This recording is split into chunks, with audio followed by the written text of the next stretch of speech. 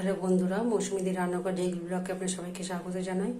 আমি আজকে মাছের স্যুপ রান্না করব। আপনারা আমাকে ব্লগটা দেখতে থাকুন। কড়াইতে তেল দিয়েছি, এবার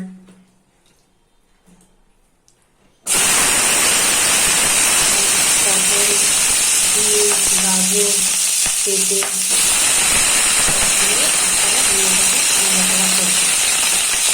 এটা ভাজা ভাজা হয়ে যাবে। হলুদ দিয়ে গোলমরিচ দিয়ে এটাকে বসাবো।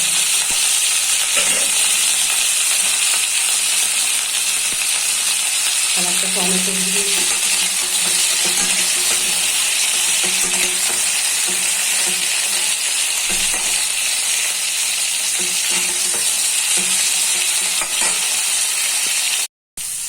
এর মধ্যে ধনে, জিরে, গোলমরিচ, নুন, হলুদ আর একটা কাঁচা লঙ্কা চিড়ে দিয়েছি। দিয়ে কষিয়ে এবার আমি ওই গরম জলের মধ্যে প্রেসার কুকারে দিয়ে এটাকে শিখে নেব।